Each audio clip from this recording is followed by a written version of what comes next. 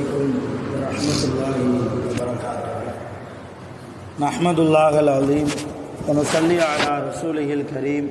அம்மா பாத். அன்பான ஜமாத்தார்களே, பெரியோர்களே, அல்லாஹ்வின் கிருபையால் ஃபஜ்ருடைய தொழுகையை இமாம் ஜமாஅத்தோடு தொழுதுவிட்டு குர்ஆனின் விளக்கங்களை, அர்த்தங்களை தெரிந்து கொள்வதற்காக நாம் எல்லாம் அமர்ந்திருக்கிறோம். ரப்பு சுப்ஹானஹு வ தஆலா நம்முடைய எல்லா அமல்களையும் பரிபூரணமாக, குறையில்லாமல், நிறைவாக கபூல் செய்வானாக. ஆமீன். இன்றைய நாளை அல்லாஹ் தஆலா பரக்கத்தும் ரஹ்மத்தும் நிறைந்த நாளாக, கெட்ட முடிவுகளை விட்டும், முசீபத்துகளை விட்டும், நோய் நொடிகளை விட்டும், திடீர் மரணங்கள், ஆபத்துகளை விட்டும், ஷைத்தான்களுடைய தீங்குகளை விட்டும், பொறாமைக்காரர்களின் தீங்குகளை விட்டும் பாதுகாப்பு பெற்ற நாளாக அல்லாஹ் இந்த நாளை நமக்கு அமைத்து தருவானாக. ஆமீன். சங்கையானவர்களே, இன்னா அஅதைனா கல் கௌசர் என்கிற சூறாவின் முதல் ஆயத்து குறித்து கடந்த வியாழக்கிழமை ஃபஜ்ரிலே நாம் தெரிந்து கொண்டோம். இன்னா அஅதைனா கல் கௌசர், நபியே நிச்சயமாக நாம் உங்களுக்கு ஹவுலுல் கௌசர் என்கிற தண்ணீர் தடாகத்தை நாம் உங்களுக்கு தருவோம் என்று சொல்கிறான். அதனுடைய விளக்கங்களை எல்லாம் நாம் கடந்த வியாழக்கிழமை கேட்டிருக்கிறோம், அறிந்திருக்கிறோம். இந்த சூறாவில் 2வது ஆயத்தாக அல்லாஹ் சொல்கிறான், ஃபஸல்லி லிரப்பிக வன்ஹர். ஃபஸல்லி லிரப்பிக, நபியே உங்களுடைய ரப்பை நீங்கள் தொழுது கொள்ளுங்கள். ரசூலுல்லாஹ் தொழாத ஒரு நபியா? தொழுகையை விடக்கூடிய ஒரு நபியா? அல்லாஹ்வை மறந்து உலகத்தின் பக்கம் கவனத்தை செலுத்தக்கூடிய நபியா முஹம்மது ரசூலுல்லாஹ்? இல்லைதானே? இருந்தும் கூட அல்லாஹ் நபியை பார்த்து ஃபஸல்லி லிரப்பிக, நபியே உங்களுடைய ரப்பை நீங்கள் தொழுது கொள்ளுங்கள் என்று சொல்கிறான் என்றால் அதனுடைய விளக்கம், நபி மூலமாக அல்லாஹ் நம்மிடத்தில் பேசுகிறான். இந்த ஃபஸல்லி என்பது நபிக்கு கொடுக்க வேண்டிய உத்தரவல்ல, நபி மூலமாக நபியினுடைய சமுதாயத்திற்கு அல்லாஹ் உத்தரவு போடுகிறான். ஃபஸல்லி லிரப்பிக, உங்களுடைய இரட்சகனை நீங்கள் என்ன செய்யுங்கள்? தொழுது கொள்ளுங்கள். வன்ஹர், இன்னும் உங்கள் இரட்சகனுக்காக குர்பானியும் கொடுங்கள், குர்பானி பிராணியையும் கொடுங்கள் என்று அல்லாஹ் 2வது ஆயத்திலே பேசுகிறார். இந்த 2வது ஆயத்தில் இன்னொரு விஷயம், கருப்பொருள் என்னவென்றால், ஃபஸல்லி தொழுகையை அல்லாஹ் முற்படுத்தி, வன்ஹர் குர்பானி பிராணியை அறுப்பதை அல்லாஹ் பிற்படுத்தி சொல்லியிருப்பதால் ஹஜ்ஜு பெருநாள் அன்று முதலில் தொழ வேண்டும், தொழுதற்கு பின்னால் தான் குர்பானி கொடுக்க வேண்டும் என்கிற சட்டமும் நமக்கு தெரிகிறது. நல்லா 25,000 ரூபா 30,000 ரூபாய்க்கு நல்லா கொளுத்த ஆடு வாங்கி ஹாஜியார் ஹஜ்ஜி பெருநாள் தொழுகிறதுக்கு முன்னாலேயே படுக்க போட்டு அறுத்துட்டாருன்னு வைங்க, அது குர்பானி பிராணியாக வராது, குர்பானியினுடைய நன்மை கிடைக்காது. இப்போ முதல்ல ஃபஸல்லி தொழ வேண்டும், ரப்பிடத்திலே தொழுது துஆ கேட்டு முடித்ததற்கு பின்னால், அதற்கு பின்னால் தான் ஹஜ்ஜு பெருநாள் அன்று குர்பானி பிராணியை அல்லாஹ்வுக்காக அறுத்து பலியிடுவதற்கு செல்ல வேண்டும் என்கிற ஒரு கருப்பொருளும் இந்த 2வது ஆயத்திலே இருக்கிறது. 3வது ஆயத்தில் இன்னா அஅதைனா கல் கௌசர் என்கிற சூறாவில் 3வது ஆயத்தில் அல்லாஹ் சொல்கிறான், இன்ன ஷானிஅக ஹுவல் அப்தர். இன்ன, நிச்சயமாக. குர்ஆன்ல இன்ன அன்ன என்று வந்தால் நிச்சயமாக, திண்ணமாக என்று அர்த்தம். இப்போ இன்ன ஷானிஅக, நிச்சயமாக நபியே உங்களுடைய எதிரிதான் ஹுவல் அப்தர், அவன்தான் சந்ததி பாக்கியம் இல்லாதவன், சந்ததி பாக்கியம், சந்ததி அற்றவன். பொதுவாக ஒரு ஆளை பார்த்து சந்ததி இல்லாதவன் என்று எப்பொழுது சொல்வார்கள் என்றால், ஆண் பிள்ளை இல்லாத போதுதான். ஆண் பிள்ளை இல்லை, பொம்பளை பிள்ளைய பிறந்திருக்கு, அதை கெட்டி கொடுத்துருவோம், பேரம்பேத்தி எடுப்போம், ஆனால் அது நம்ம சந்ததியாக வருமா? வராது. நம்முடைய இரத்தம், நமக்கு பிறந்த ஆண் பிள்ளைகளுடைய பிள்ளைகள், அவர்களுடைய பிள்ளைகள், இவர்கள் தான் நம்முடைய சந்ததிகளாக வர முடியும். அப்படி ஆண் பிள்ளைகள் இல்லாதவர்கள் தான் சந்ததியற்றவர்கள். இன்ன ஷானி அக்க நபியே, உங்களுடைய எதிரிதான் புகழ் அபுத்தர், சந்ததி பாக்கியம் இல்லாதவன் என்று அல்லாஹ் இந்த சூறாவை முடிக்கிறான். சரி, சம்பந்தமே இல்லாமல் அல்லாஹ் சந்ததி குறித்து 3வது ஆயத்தில் பேசுவதற்கு காரணம் என்ன என்றால், ரசூலுல்லாஹி ஸல்லல்லாஹு அலைஹி வஸல்லம் அவர்களுக்கு மொத்தம் எத்தனை குழந்தைங்க சொல்லுங்களேன், சொல்லுங்க. 7 குழந்தைகள். அதில் பெண் பிள்ளைகள் 4, ஆண் பிள்ளைகள் 3. பெண் பிள்ளைகள் பேரு ஜைனப் 1 ரலியல்லாஹு அன்ஹா, அடுத்து ஃபாத்திமா ரலியல்லாஹு அன்ஹா, உம்மு குல்சூம் ரலியல்லாஹு அன்ஹா, ஜைனப் சொல்லிட்டாங்களே, அடுத்து ஜுவேரியா ரசூலுல்லாஹ்வுடைய மனைவி. 4வது சொல்லுங்க ஆஜியார், உஸ்மான் ரலியல்லாஹுடைய இன்னொரு மனைவி. உஸ்மான் ரலியல்லாஹுடைய ஒரு மனைவி பேர் உம்மு குல்சூம், இன்னொரு மனைவி ருக்கையா ரலியல்லாஹு அன்ஹா. ஜைனப் அம்மா, ஃபாத்திமா அம்மா, உம்மு குல்சூம் அம்மா, வேற ருக்கையா ரலியல்லாஹு அன்ஹா. இந்த 4 பெண் பிள்ளைகள்.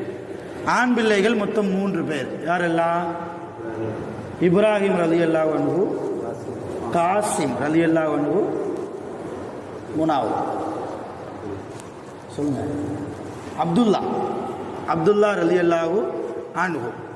இந்த 3 ஆண் பிள்ளைகள், மொத்தம் 4 பெண் பிள்ளைகள், மொத்தம் 7 குழந்தைகள் ரசூலுல்லாஹி ஸல்லல்லாஹு அலைஹி வஸல்லம் அவர்களுக்கு. ரசூலுல்லாஹ்வுடைய ஆண் குழந்தைகள் 3 பேருமே குழந்தை பருவத்திலேயே வஃபாத்தாகி விட்டார்கள். ஃபாத்திமா அம்மா மாத்திரம் ரசூலுல்லாஹ் வஃபாத் ஆகிற போது உயிரோடு இருந்தார்கள். மற்றபடி ஜைனப் அம்மா, உம்மு குல்சூம் ரலியல்லாஹு அன்ஹா, ருக்கையா ரலியல்லாஹு அன்ஹா இவர்கள் எல்லாம் ரசூலுல்லாஹ் உயிரோடு இருக்கிற போதே வஃபாத் ஆகிட்டாங்க. அதோடு 3 ஆண் குழந்தைகளும் குழந்தை பருவத்திலேயே வஃபாத் ஆகிட்டாங்க. ரசூலுல்லாஹ் வஃபாத் ஆகும்போது உயிரோடு இருந்தவங்க யார் மட்டும்தான்? ஃபாத்திமா ரலியல்லாஹு அன்ஹா, அவங்க மட்டும்தான். ரசூலுல்லாஹ் சக்கராத்துடைய நிலைமையில் இருக்கும்போது ஃபாத்திமா அம்மா ரொம்ப அழுதாங்க. ஆயிஷா அம்மாவுடைய மடியில் ரசூலுல்லாஹ் தலையை வச்சு படுத்திருக்கிறாங்க. இன்னும் கொஞ்ச நேரத்தில் ரூஹு போக போது பக்கத்தில் ரசூலுல்லாஹ் பக்கத்தில் நெஞ்சை தடவி கொடுத்துட்டு ஃபாத்திமா அம்மா அழுதுகிட்டே இருக்கிறாங்க. அப்போ ஃபாத்திமா அம்மாவை பார்த்த ரசூலுல்லாஹ் பக்கத்தில் கூப்பிட்டு காதில் ஏதோ சொன்னாங்க. அது வரைக்கும் அழுது கொண்டிருந்த ஃபாத்திமா அம்மா காதில் ஏதோ அத்தாட்டிருந்து செய்தியை வாங்கினதுக்கப்புறம் சிரிக்க ஆரம்பித்தாங்க. ரசூலுல்லாஹ்வுடைய வஃபாத்துக்கு பின்னால் ரசூலுல்லாஹ்வை அடக்கம்லாம் செஞ்சு சில காலங்களுக்கு பிறகு ஆயிஷா அம்மா ஃபாத்திமா அம்மாவை கூப்பிட்டு கேட்டாங்க, ஃபாத்திமா, ரசூலுல்லாஹ் வஃபாத் ஆகிற போது உன் காதில் ஏதோ சொன்னாங்களே, அது வரைக்கும் அழுதுகிட்டு இருந்தியே, அவங்க சொன்னதுக்கப்புறம் சிரிக்கிறியம்மா, என்ன சொன்னாங்க, சொல்ல முடியுமா? ஃபாத்திமா அம்மா சொன்னாங்களா, ஒன்றும் இல்லை, எங்கள் அத்தா இறந்து போகிறாங்களே அப்படிங்கிற கவலையில் நான் அழுதுட்டு இருந்தேன். உண்மைதான், இனிமேல் எங்கள் அத்தாவை பார்க்க முடியாதோ, அவங்களோடு பேச முடியாதே என்று நினைத்து அழுதேன்.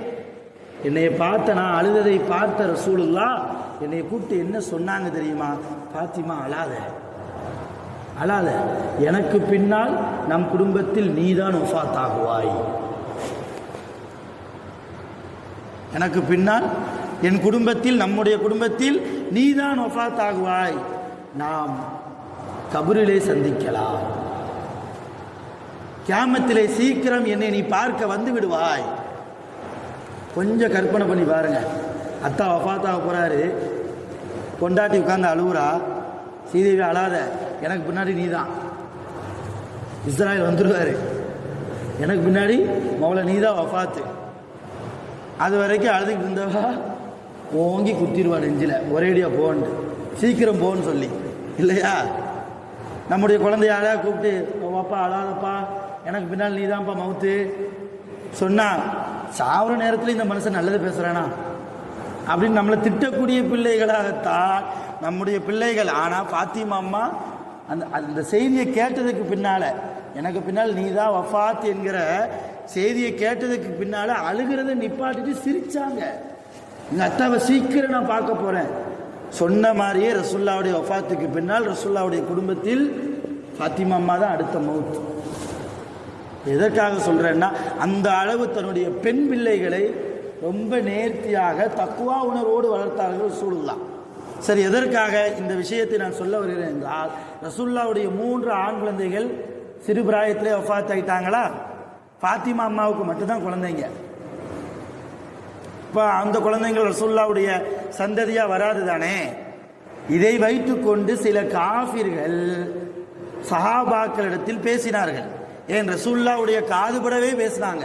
என்ன பேசினாங்கன்னா, இவர் என்ன பெரிய நபின்னு சொல்றாரு, குர்ஆன் எனக்கு இறக்கப்படுது என்று சொல்கிறார், ஆனால் சந்ததி இல்லாமல் இருக்கிறாரே, சந்ததி பாக்கியம் இல்லாமல் இருக்கிறாரே என்றெல்லாம் எதிரிகள் பேசிய போது ரசூலுல்லாஹ்வுக்கு கொஞ்சம் கவலை ஏற்பட்டது. இப்படி பேசுகிறாங்களே என்று கொஞ்சம் கவலை ஏற்பட்டது. ரசூலுல்லாஹ்வுக்கு ஆறுதல் கூறும் முகமாகத்தான் அல்லாஹ் இந்த ஆயத்தை இறக்கிவிட்டான். நபியே, கவலைப்பட வேண்டாம், நீங்கள் சந்ததி பாக்கியம் அற்றவர்கள் அல்ல, உங்களை எவன் சொல்கிறானோ அந்த எதிரிகள் தான் சந்ததி பாக்கியம் இல்லாதவன்.